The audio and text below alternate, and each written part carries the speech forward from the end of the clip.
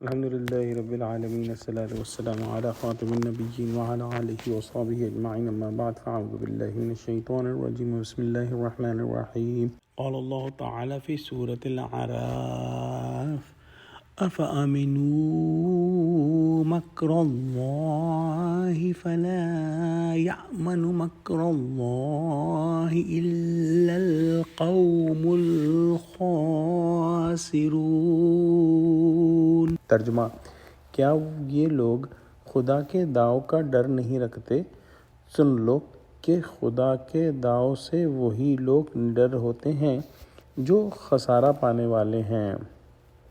پچھلی آیتوں میں ہم نے پڑھا کہ اللہ سبحانہ و تعالی کا عذاب جو ہے فی الفور رات کو یا دن کو یا جس وقت اللہ چاہے نازل ہو سکتا ہے، اور اللہ کے عذاب سے بچانے والا کوئی نہیں۔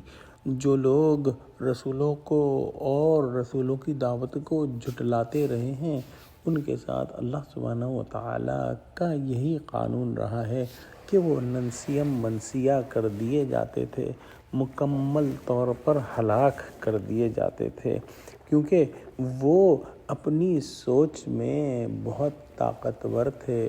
ان کے پاس تمام وسائل تھے، دنیاوی وسائل تھے، اور ان دنیاوی وسائل پر توکل کر کے وہ سمجھتے تھے کہ ہم محفوظ ہیں، لیکن اللہ سبحانہ و تعالیٰ کی جو داؤ ہے، اس کی جو چال ہے، اس کے آگے کسی قسم کے وسائل، کسی قسم کی ٹیکنالوجی، کسی قسم کی دولت کچھ ہے کام نہیں آ سکتی۔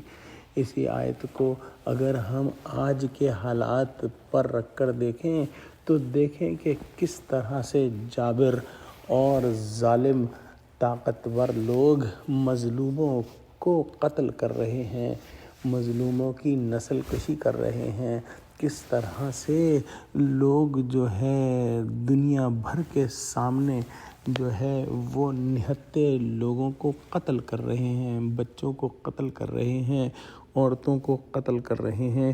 ان کو یہ آیت پڑھواؤ، ان کو یہ آیت سناؤ کہ اللہ سبحانہ و تعالیٰ سے ڈریں، اللہ سبحانہ و تعالیٰ کے داؤ سے کوئی نہیں بچ سکتا۔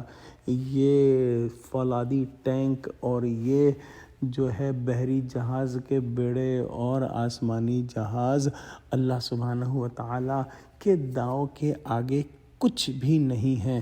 بے شک وہی لوگ خسارہ پانے والے ہیں جو اللہ سبحانہ و تعالیٰ کے داؤ سے بالکل نڈر ہیں اور اپنے آپ کو بہت طاقتور سمجھتے ہیں۔ جو متکبر لوگ ہیں، اللہ ان کو غارت کرے، آمین۔